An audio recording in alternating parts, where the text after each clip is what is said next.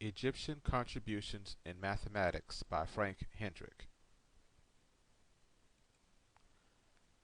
Ancient Man.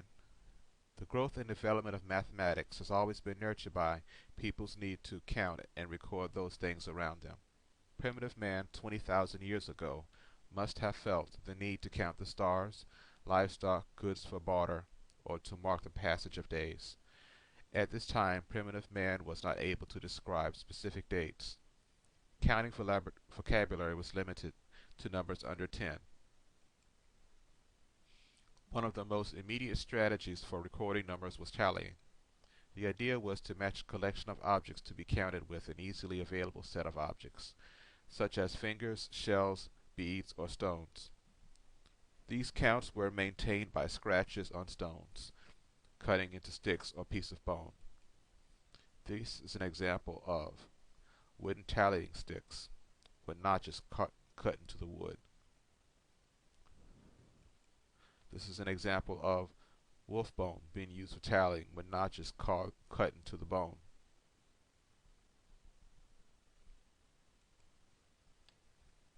With the domestication of animals, civilization became more agrarian by nature. Man began to measure the days into seasons. The need for a calendar grew as he looked to the stars to tell him when to plant food for harvest.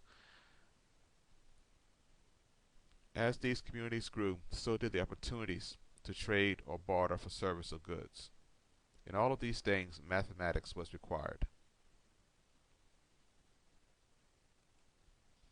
The Nile overflowed its banks every year with rich silt from the African highlands.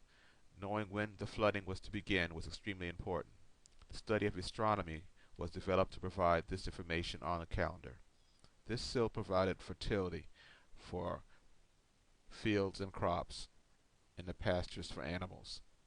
It was under this setting that a complex literate society known as the Egyptian civilization developed. The Egyptian civilization reached at its high point about 3000 BC. About this time, Upper and Lower Egypt united into one kingdom. After unification of Egypt, the need to evaluate the new country's wealth and resources became very important, and a powerful and extensive administration began to evolve. In order to protect and serve the people, a census had to be taken, taxes imposed, and an army had to be maintained. In all of these things, counting with very large numbers was involved.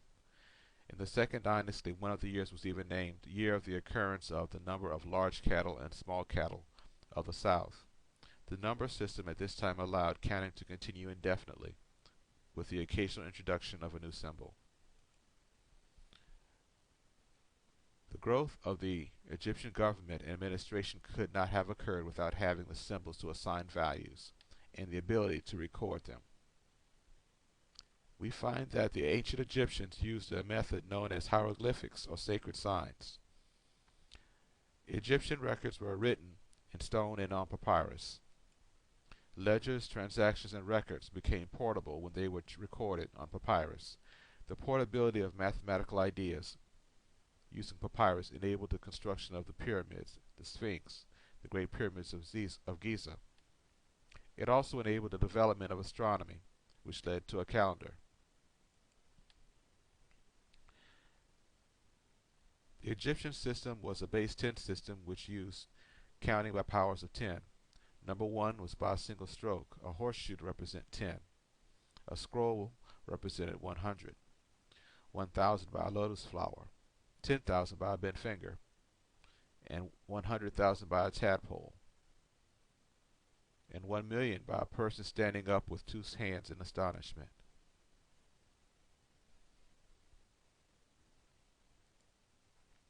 Number values that were not divisible by 10 could be written additively. For example, 900 could be written as by using 9 scrolls.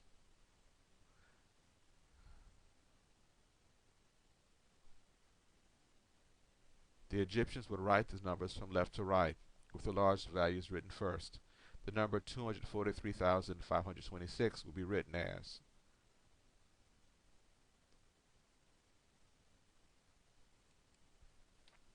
Adding and subtracting were accomplished easily under the Egyptian numeration system. Simply put, for addition, all that was needed was to collect 10 like symbols and exchange them for the next highest symbol. The Egyptians did not have a uniform notation for math operations. Subtracting was done in reverse of addition. Often borrowing was employed when a large symbol was exchanged for 10 smaller symbols.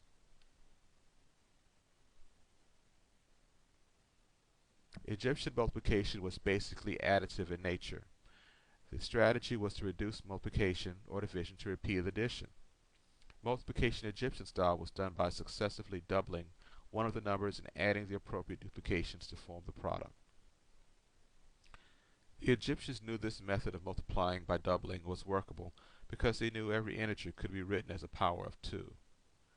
This method of doubling and halving is often called Russian multiplication.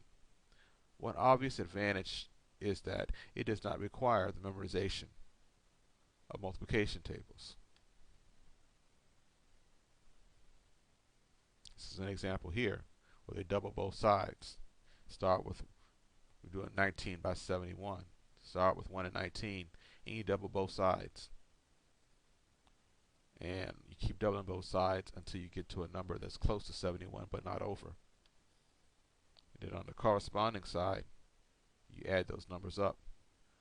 And the result that you add up on the corresponding side is your product. So you see, you keep doubling till you get to 64. You add up the corresponding sides, so 12, 16, and 76, and 38, and 19, and that's your product, your answer, 1349.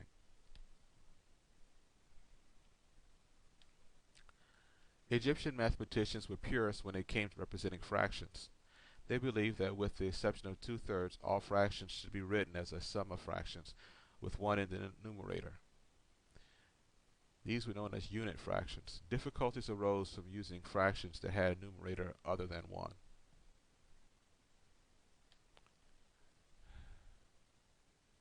Egyptian mathematicians employed the use of 2 workarounds to rewrite these fractions with a numerator of 1. The first workaround consists of multiplying the denominator by unit fractions, such as 1/2, 1/3, 1/4, to get the numbers that add up to the numerator.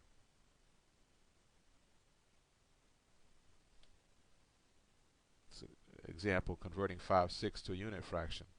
So you take the numerator and halve it, you get 1/3. You take the numerator and you multiply it by 1/3, you get 2. So that gives you two numbers there. 3 plus 2 is 5. And that tells you that 5/6 is equal to 1/2 plus 1/3. Here's another example. Convert 7/18 to a unit fraction. Here again, you take that denominator, multiply by 1/2, you get 9. 9 is too big because 9 is more than 7, so you can't use that. Then you do 1/3. 1/3 of 18 is 6. And then you do 18. 1/18 of 18 is 1.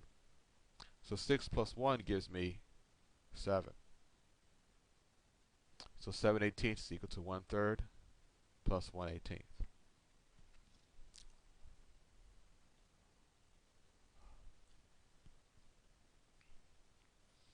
The second workaround arose from the first workaround. The Egyptians employed the use of unit tables, where regular fractions were written as the sum of unit fractions. In this table, non-unit fractions were well represented as the sum of distinct unit fractions. For example, 2/7 would be written as 1/4 plus 1/28. This is an example of a unit table here.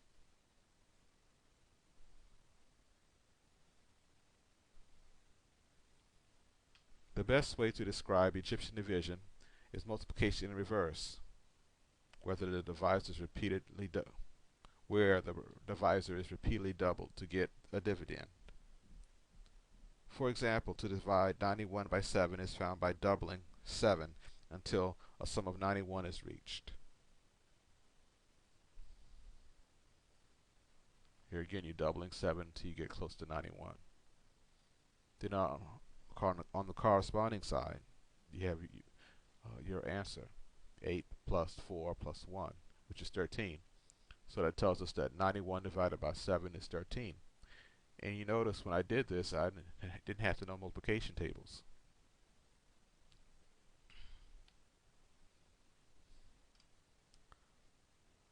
Egyptian division was not always so simple. In the next example, we have Egyptian division with remainders. In dividing 35 by 8, we would begin by doubling 8 until the next double would be more than 35. At this point, we start halving the divisor in order to complete the remainder.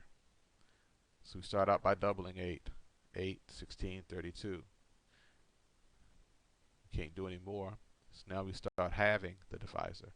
1/2 of 8 is 4. 1/4 of 8 is 2. 1/8 of 8 is 1. So 32 plus 2 plus 1 is 35. So on the corresponding sides, we have 4 and 1/4 and 1/8, and that's our answer. Here again, I didn't have to know my multiplication tables.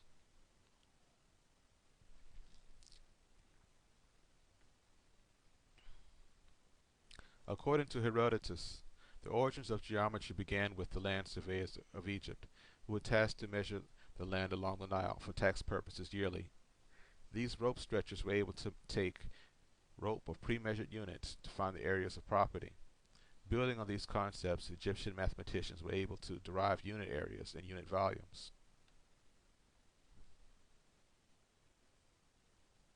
For example, a tile of 1 unit length multiplied by a tile of 1 unit width becomes 1 unit area, where the tile has an area of 1 square unit.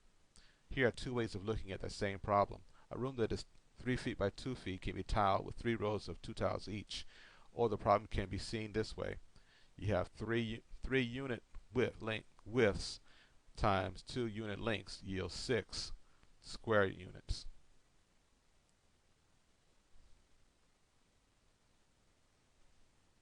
Here you have the tiles here. You have 6 square units here.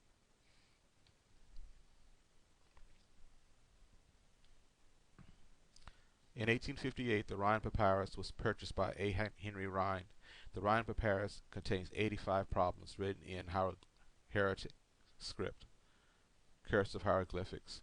The work was penned by a scribe named Ahmes, who stated that this is a copy of an earlier work by 200 years. Although the scroll was originally 18 feet in length, it reached the British Museum with significant portions lost in transport. In 1922, the missing proportions were presented to the British Museum.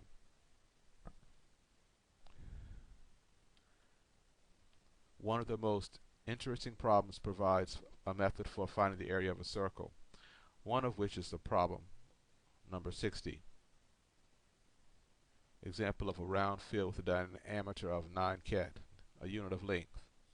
What is the area? Take away 1/9 of the diameter, namely 1, the remainder is 8. Multiply 8 by 8 is 64. 64 setot, that's the area of land.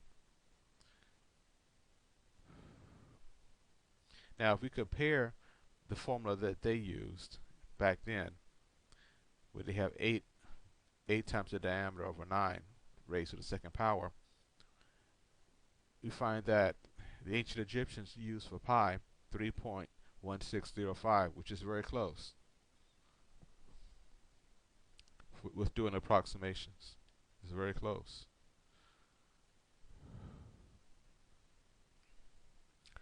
The Moscow Papyrus.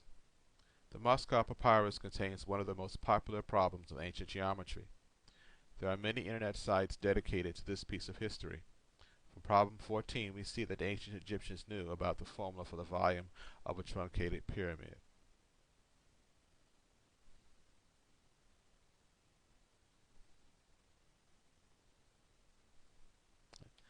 This is a picture of the Moscow Papyrus.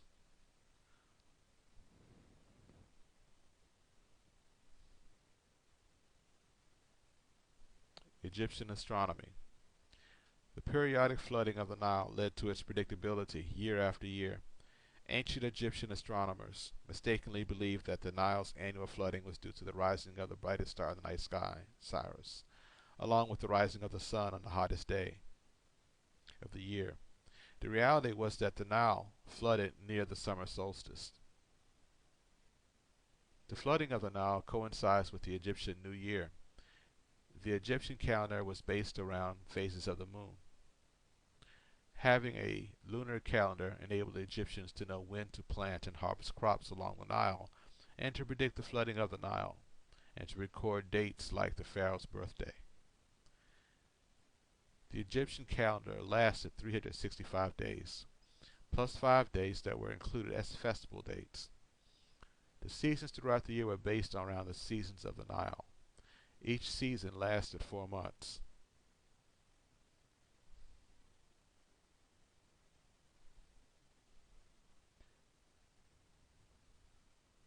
For more information, visit these websites.